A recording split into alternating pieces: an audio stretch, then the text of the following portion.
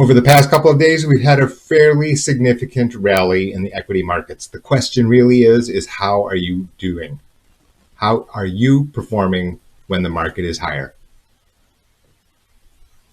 So I'm Jay. Be sure to subscribe to this channel. There are going to be lots of short videos where you're going to have little snippets of information about how to actually check your holdings, other facts, other information which may affect your financial future. So now let's just take a look at the stock market. This is the S&P 500, which is the broadest index, the most diverse index describing the US stock market. It's in the form of this ETF called SPY, S-P-Y. You can see it's up here in the corner, SPY. You can go to finance.yahoo.com and look up this ticker and find this graph. This is the performance of the S&P 500 or SPY yesterday, which was August 29th. Today is August 30th. It is month end. It is Friday morning in Eastern Daylight Time. Safety to all of those of you in the Southeast. Anyway, what you see here is this graph, and you can see right in the morning and then an uptick here leading to a return of 1.28% yesterday. Now that is a pretty nice gain on an isolated basis. Let's back up a step, right? It's important to do these steps. It's important not to skip steps, but let's see whether or not, just whether or not the market is really that strong. And we'll find this graph here. This graph is the same graph, except for a different time frame. The time frame using here is the whole month of August. And you can see down here at the bottom, right, August. What you see here is what I would call some rectangle. And you can see this rectangle. You can see where my cursor is going. I'm drawing this rectangle.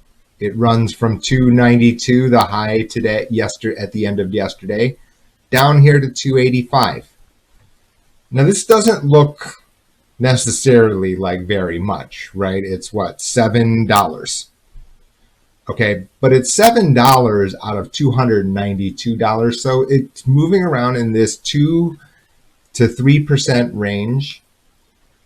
Is that right? 7 divided by 92. 7 divided by 92, right, is 8 out of 30. So no, 3% range.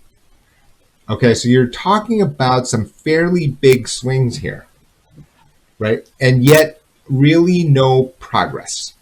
Really not a lot of progress. We've had up and down, lots of headlines. This is exceptionally headline-driven market, right? The president says we're having a trade war. I wish I had double the tariffs. The president says, well, we're talking again. And every day, what you see is a different headline, and you can see the market going up and down based off this headline. Very difficult, if not impossible, for even a professional is being whipped around back and forth here, okay? So you'll know that there are people who make a living. Their only job is to follow this market day in, day out. And even if they had an idea about here's where I think we're going to end up, even then they're forced to change their mind because the headlines are coming at such, the results of the headlines are just varying all over the map. For everyday people who are not sitting here watching screens, I show you this month so that you can just step back so you're not being overly emotional about what is going on. That doesn't mean don't care. That doesn't mean just put it into your bottom drawer. Okay, but what I'm just saying is that this is the context of where we were for August. Now, if you look at bigger picture, and I made this point in the Maximize Your Medicare newsletter, so you can subscribe by going up to the website up in the upper right-hand side here, MaximizeYourMedicare.com. Anyway, there's a free newsletter, and the title of it, we're going to party like it's August 2018. So, I grew up in the age of Prince and idolized him.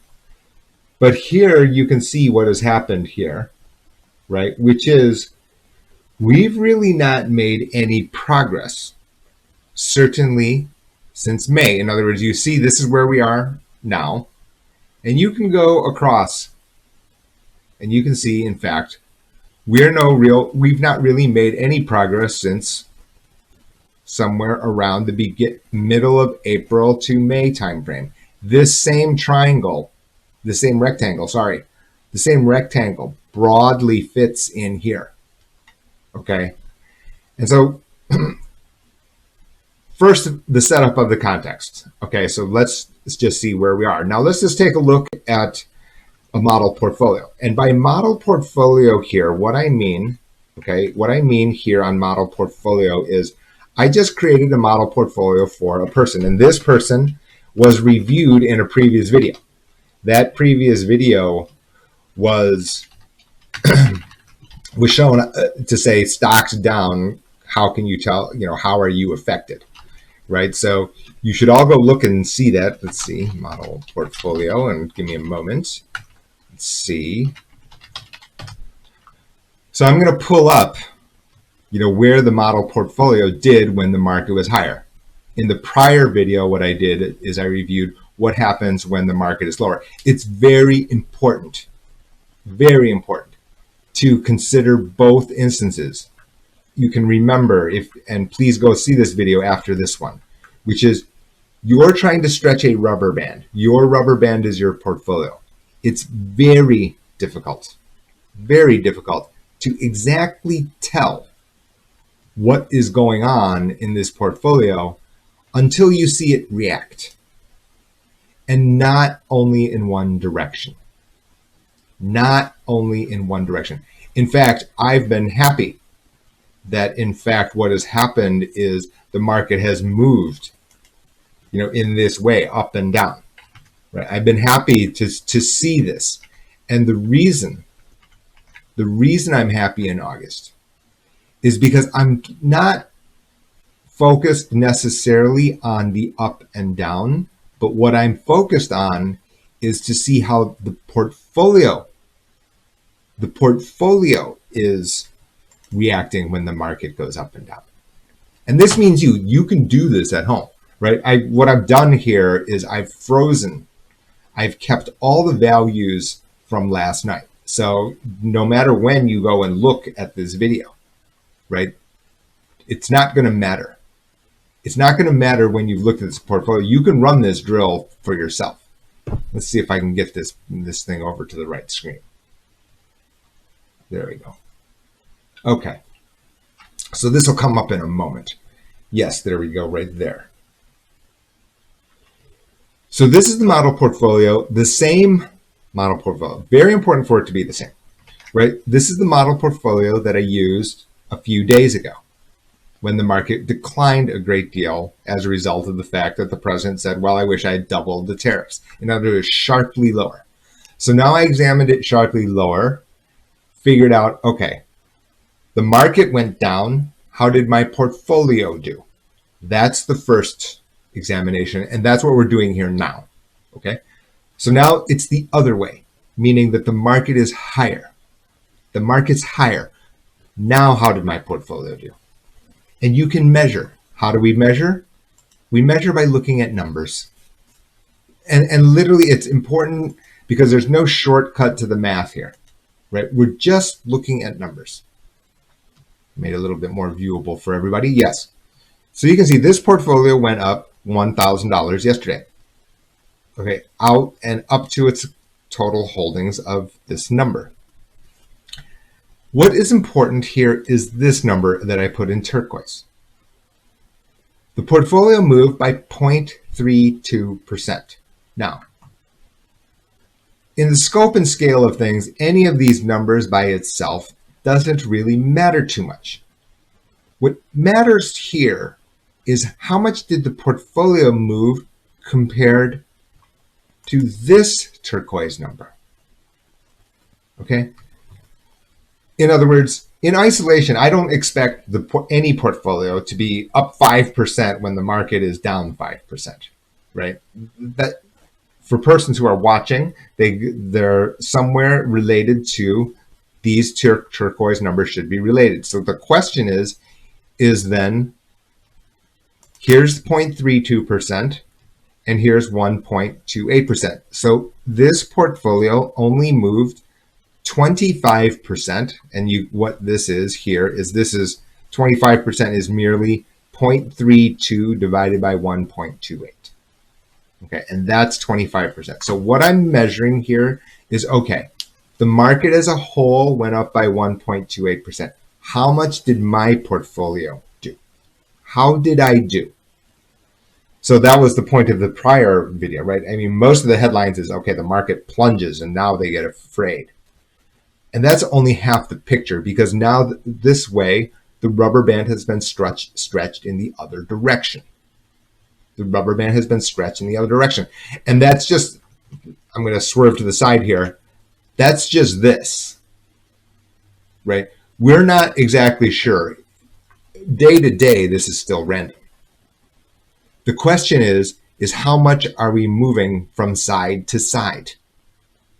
From side to side, are we moving up on this red line where it's not moving much side to side? This distance from where you were on a day-to-day basis, or whatever your time frame is, right, is pretty small here in the red. But now, given the headline directions, you can certainly at the minimum say we have exited the red, we have entered at least the blue, meaning that these swings are bigger, right? These swings away from the average are bigger. Where's your evidence? Here, right? The numbers tell you this. This move from 292 to 285 and back up and back down and back up. Okay? So at the minimum here, what we've got is a market which is more widely swinging. It is varying more. It is varying more from day to day. The question is then, how are your holdings doing? Now, so you can see here, in isolation. So that's number one. What I've done here for you is to say, look, you can actually measure this for yourself. And how do you do that? You simply find out how much your holdings have moved, and you can look on your website for your broker statements. You can look on the website that says, here's what my 401k balance changed yesterday. It's now the number is not that important. What matters here is this number. What's the percentage? How much the market moved? And you can easily find that, right? You can easily find that. This is that graph yesterday. This is that graph yesterday. This is public information. This is known information. And what proportion? Now, so that's step one. Step two, also important here, right? Because I'm looking at this pie chart. We're going to switch to the pie chart. Here it is. So you can see here that the pie chart is telling you what. So what happens is on this pie chart, there's a fuller explanation, okay, of these holdings, right? What I done here, and over here on this right-hand column, column M, I categorized each one of these holdings and basically created this pie chart. Because there's a second exercise here, right? So the first is that the market moved 1.28%. We only moved 25% of that. That by itself, probably unsatisfactory in isolation. Now the question is this what we intended? Is this what we intended?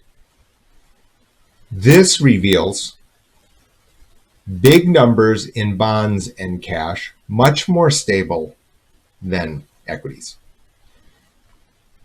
Equities only 20%, high beta, which is NASDAQ in this case.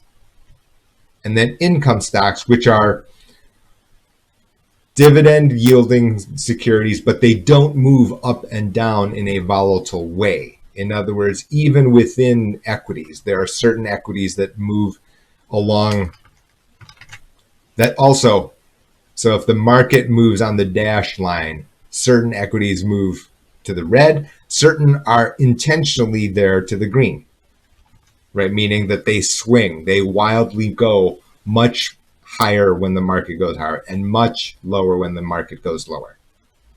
And what I'm trying to do here is say, okay, in advance, let's take a look on what we intended. Okay, so meet with a client, they've got a particular, first, they have particular financial needs. They have a particular health situation. They have a particular set of personal, individual, private priorities. I don't get a vote here.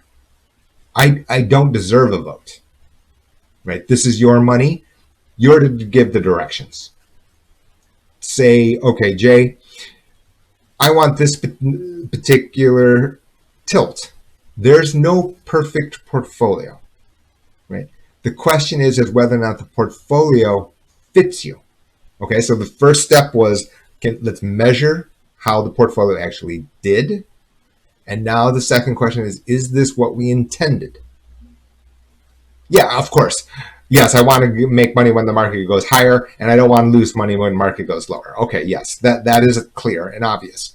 But that's not the way the real world works. The question is, okay, how much did the market move? And then, which was the first exercise, and is this what I intended?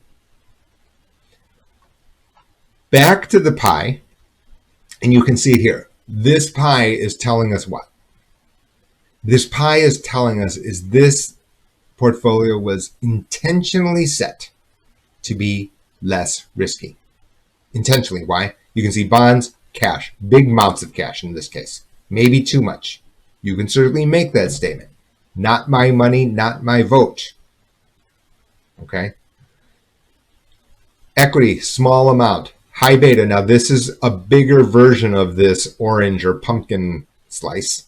I guess we're headed into the right season for pumpkin this and pumpkin that. And then you can see this lavender, which is less volatile stocks. So in other words, we would have expected here to not fully participated or not participated to a large degree when the market is higher. In other words, this was not a surprise. Before I opened this today, I figured, look, given the pie chart, then what would have I expected once I saw the graph for this graph on the market as a whole? I knew that it wasn't going to move to the same degree. There is no, very, very unlikely in a world where anything can happen. It was very unlikely that this portfolio would move 100%. This, I found that very, very difficult to believe. And because why? Because this pie chart told me to not expect that.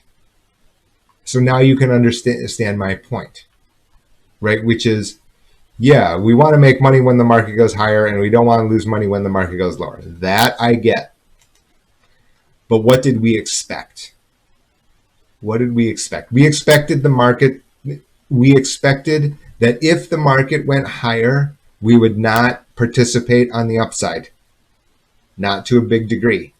That said, if you please go watch the other video, it says stocks are lower, how you can tell what you've done, or can't remember what I put there. Okay, by that same token, you could see in that video, when the market plunged, we also lost a very similar percentage, meaning that when the market went down, we also participated by approximately this amount. This is what we wanted to see. This is what we expected to see. And we now have evidence to say, yes, this is a lower risk portfolio. It's intentionally set so, and the results match. I'm going to stop it here other than one comment. This is the mistake that I find almost in a very large number of cases. Okay, because you could see what ends up happening. I mentioned two steps, right? The first one is how did I actually do? And the second step is, okay, is this what I expected? So the answer is, here's how we actually did. I showed you how to measure it. The second one is, okay, it did perform as expected, as designed. The third layer here is, are you evaluating exactly what you are trying to, does this match what you actually intend? Is this what your financial situation dictates to you? Maybe you're doing this for choice. Maybe you're doing this unintentionally. All the other videos, the book, Maximize Your Medicare, right? It's not about to determine for you what your risk profile is or should be. Okay, again, we don't get a vote. We don't get a vote. All we're saying is, look, I intend to be on the red line. Is your portfolio performing in a way consistent with the red line? Maybe your financial reality is, I need to accept the much bigger risk. So the red line may look right, but actually you need to accept the risk and be on the blue line. Well, this portfolio is then not appropriate. It's not just one portfolio for every person. And this is what I don't like about the financial planning business, generally speaking, is that what you get is nice, cute formulas. 4% rule, 60-40, stocks versus bonds, et cetera, et cetera. Okay. No portfolio is perfect. No portfolio is perfect.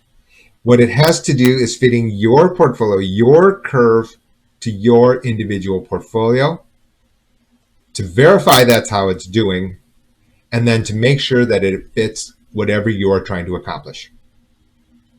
Be sure to subscribe to the other videos.